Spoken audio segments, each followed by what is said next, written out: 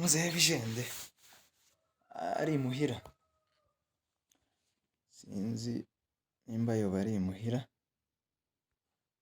nari nshaka kumuramutsa ngica numve ko yoba akimeze neza, nimba yumva kunka. Nkeneye gushingira umwana cyane cyane.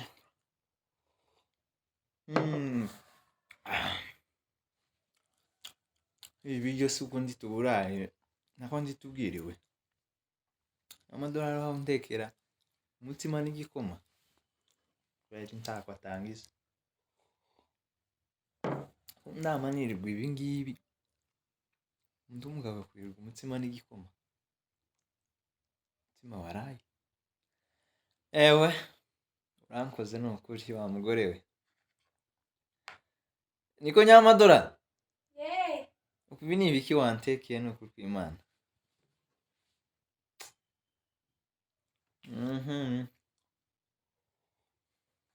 Ngira nkomeze kurya nanone,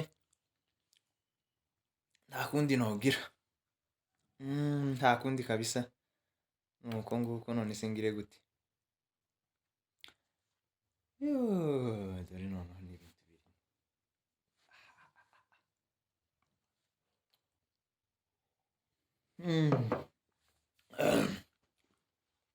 Koda numva yagiye no guhaga, nuko nyine yantekeye ibintu bisa nk'ibidafite gahunda, ariko nari mpasi. Iyo mba kurya yakuzaniye undi mutsima, ari kuba ndiye. Reka nitegure cyo gusura Gabijende, ndebe uko ameze, mbwira amakuru, ndebe ko mpa n'iyo nka nkagashingira umwana. Se ndagira gute ko inka zo zadushizeho, akundi katwogira. Nitegure ngende musure, naho amasaha ageze. Musure kabisa. Umutsima wari uryoshe, umutsima wananiye kuvaho, kawo wari uryoshe, ambe nk'uko urawutena.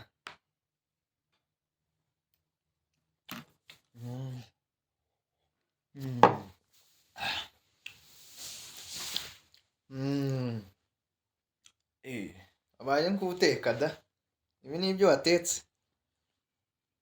None ico kirato warangije kukimesa na kugihanagura?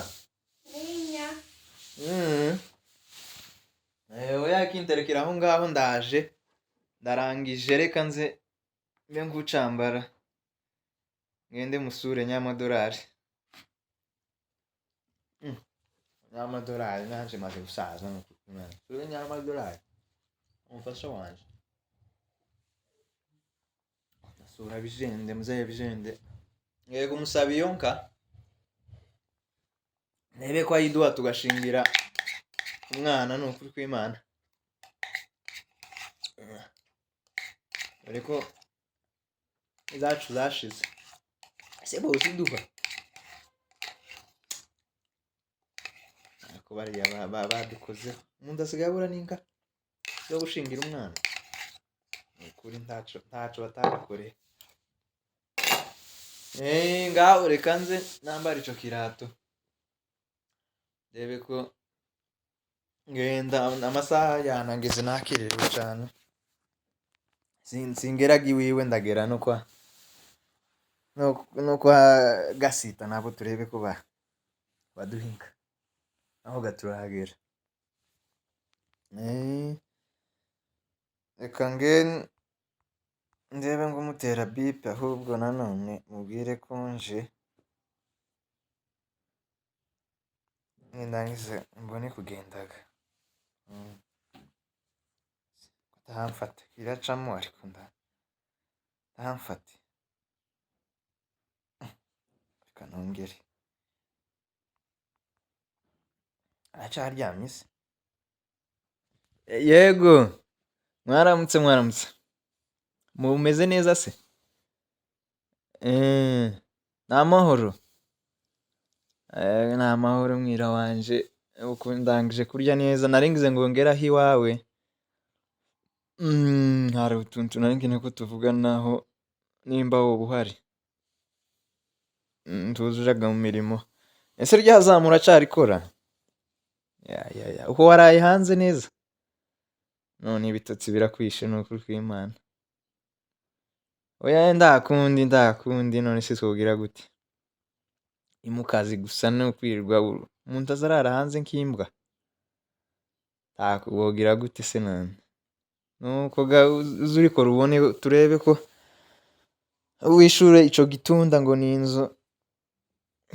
Ndakundi none se utashishuye tworara hanze.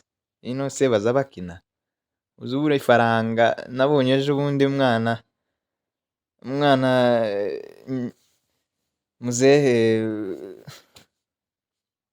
muzehe bijende mazina wawe ejo bundi yabaye nk'uzibura gutya, wa munyagihugu yamye asara aravuga ati ntiwosubira muri iyi nzu, arayikinga neza n'ingufure yamashiraho, turinda kugenda kumubwira ati yewe umuntu yabuze ifaranga birashoboka. None wowe duhereze icumweru kimwe turaba twaguhaye ifaranga zawe. Amatunanira banza kubitini turahamagara pi.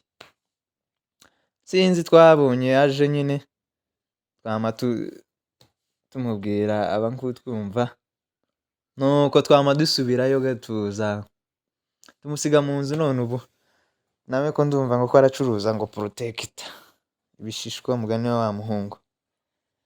Nivyo arimo ndakundi gase iyo ugifite abana bakiri bato. Oya ndaje uku neza ko nari ndimo nambara ikaruvante, ko ndashaka gushiramo n'ikoti neza namanza. Ndaje reka ngusanga aho ngaho. Sawa reka nambara ikirato, nari ndangije kwambara n'ikoti, ndebe nk'uburoso se n'uwiborosa. Nuko ndaje kabisa, ndaje ntugire ikibazo, ndaje sawa ngusanga imuhira. Yego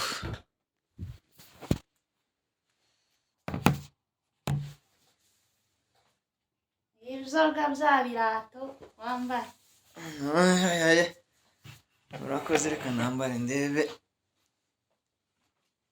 Ese ubwo wabihanaguye?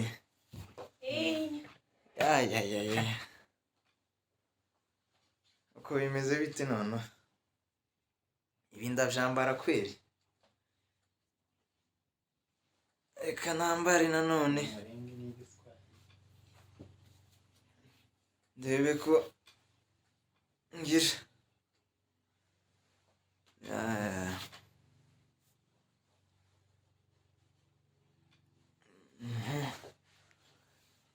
Ayiwe, ubwo se ndacashoboye guhagarara ni ukuri kw'Imana?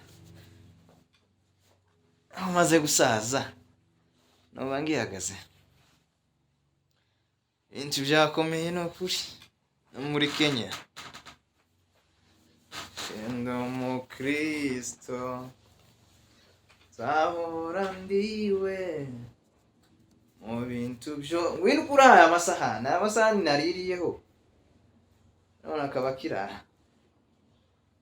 Mu bintu byose ngeze kugupfa, ndi umukristo wo mu mutima. Ubu nsigaye nirata Yesu, ndi umukristo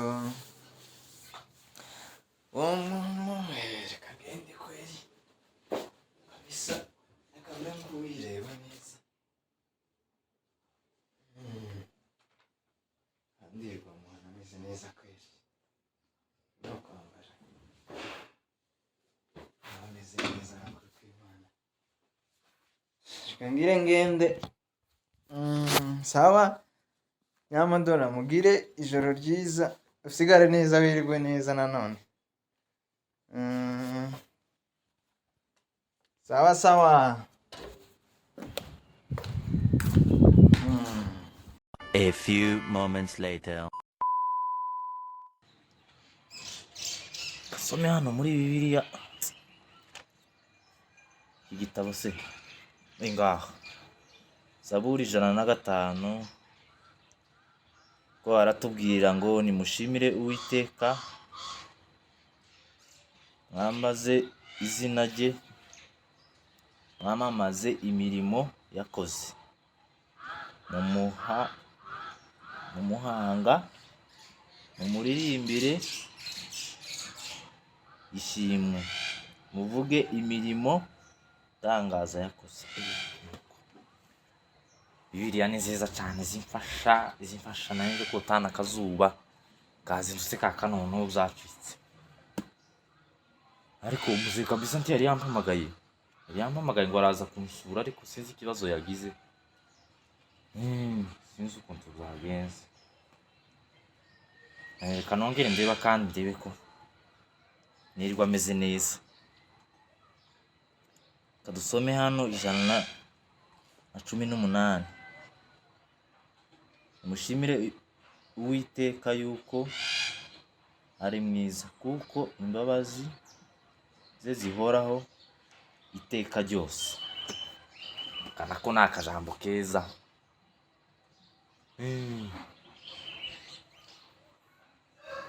Niko steri we watetse chagi koma. Teke gacinshiga muzee kabisa ngo aransura. Nawaze amwe turebe ko tuganira amajambo ngaye, ndore niyo nshuti yanje ngira dufatanya kuganira.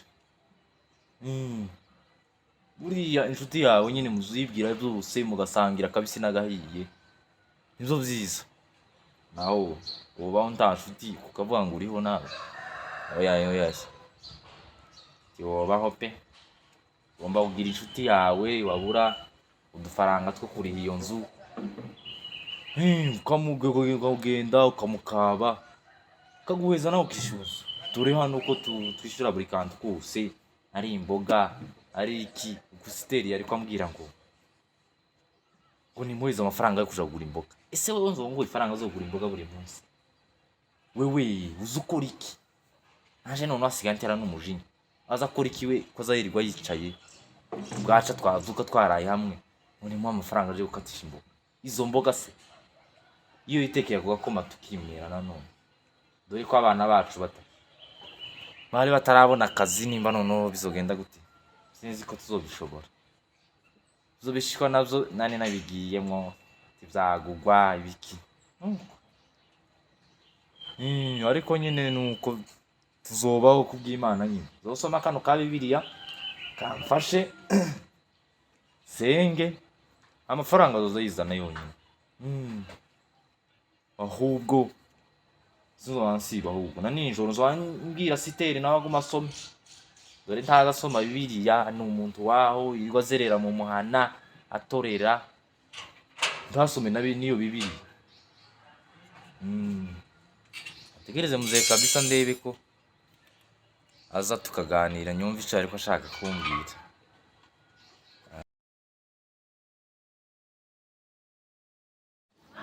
No. Mana we nje bazamutse noneho. Ino ni inzu noneho cyangwa no umusozi. Ndazamutse sindashika n'ubu. Bica ngaho yo bafite ikifaranga. None iyo nkara yimpa ngiye kumusaba. Ni inzu abamo. Kuno ubwiza ifite noneho. Afite ifaranga namubonye. Ashobora kuba afite ifaranga undi wa muri iyi nzu atagize. Reka nzamuke nanone ndashitse rebe nkaho mugeraho.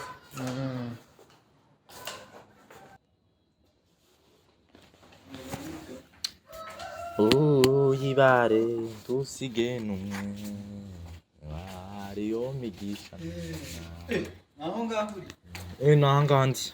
Nayizi ndagusanga mugira. Naje kota akazuba. Dore agatebe ga wicare. Iyi niyo ntebe umbaye. Ngahicara kuri iyi.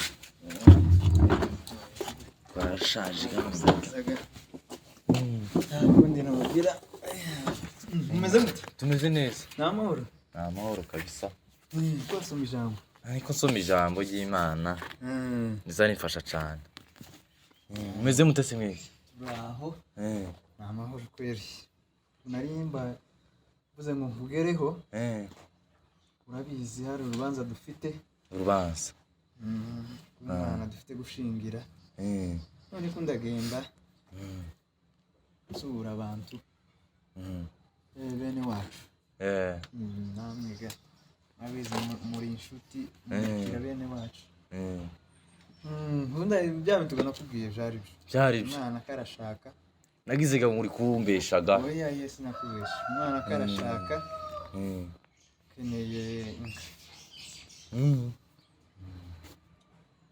byo keneye inka kabisa reba ko mushingira uko mvuye uko mzehe gasita uyeyo twavuganye ndamubwiye iwe ankura inzira ku murima ntani yo konsa afite izo nkase ko zashize urazibona ariko ndabizi tubabwira gute se no gusaranganya twagenda nta kundi se aha niho aha niho mba ntama nza mu kirere ko hazamuka n'ibitangaza bazamuka n'ibitangaza ndakubwiye si ibintu sinokubwira tuba tuzamuka tukaruha je na mukecuru Siteri ncagiye wambwiye nari nabwiye Siteri ngo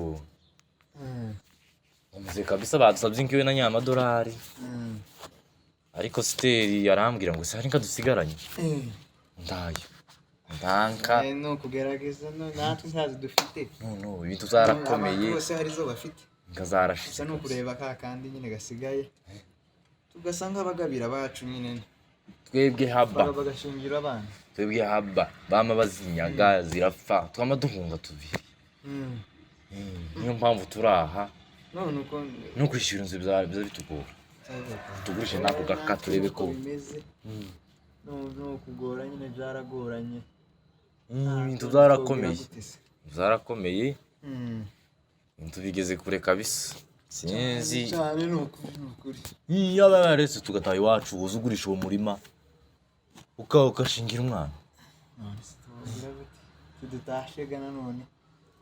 tudutashe nanone tuzotaha bizorimba tusura dutaha tuzotura muri kino gihugu tuzotaha no kuri Imana tuzobishobora mudutinde dufite gutaha ko tuzotaha urabona gute bwira bamubwira uko byogenda sinzi ibo yampakaniye mataka yuri niwe wabaye kumpa imwe yabaye imwe mataka yuri ngo n'imfura nanje zamwumva ari mfite nk'izindi nka zitatu zibaye jewe ntazo wogera kwa Sematungo wagera ukarebe ayiduha yose ni duha yose ni twoyangaga iduha ni gushingira umwana natwe zarashitse Mariya se twama dushingira urabizi babana biwanje twabarangira aho ziri urabizi babana biwanje zose zama zishika nama mbashingira bose navuga ati bwo zishize reka mbashingire simari nanone abashingiye bamwe bari i Rwanda abandi bari mu Bugande nta kundi ganone se nama mbashingira bose ndavuga ati ntanga kasigaranaga none ga kubashingira nimwe muzomumfasha none ga uzaturira ku kazu katugurira n'iyo fu umutsima tukajya tukabona ko buca nta kundi none se twogira reka ngende mwihangane ubwire nyamadolari ngo mwihangane wase matungo nawe turebe ko nimba hari yo duha gicara zifite yo bukurira kamwe none ntiyo yebura ntiyo kuburira kamwe tugende sinziga nimba ungeza hepfo nkamanuka reka ngweze ku irembo tuzaba tuganira nimba warazibonye izindi nka zambwira amakuru muzo twitabe twaje no kubatumira baje no kubatumira uzobajyarize ndagira ngo yabugize ku itariki 10 na zingahe na zitatu kwa cenda. None muzotwitabe. Tuzabitaba kabisa. Muzotwitabe n'ejo bundi bazoza bazoja gusaba. Muzoze tugende tujane twese dushingire umwana ibintu bigende neza. Nukuri tuzitaba, urabizi turi inshuti zitaba kabisa. Tuzoreba umwana wanyu umukobwa azozana. Muzoze kabisa. Narambwiye ngo se wazanye barya biraruguru. Aba bamwe ngo baba diaspora basigaye bamwe bamubwira ati kosiga bagira ifaranga muri iki gihugu. Iki gihugu cyo gupagasa. Ntakundiga nari kugira. Naramwinginze ati zana umwana iriya. Zana umugore Nukuri ababiyo hanze muri Amerika nimba ari Amerika. Bafite ifaranga. Sigaye bamushaka. Ukabaho neza udapagasa. Cyane bafite azamabaho neza hano si. Ufite bari abo hanze. Bumeze neza. Ngeza kanguherekeze. Ngeze ku irembo ndebe ko. Kino neza niyuba. Ukumba hano niyo bigwa. Si igihugu.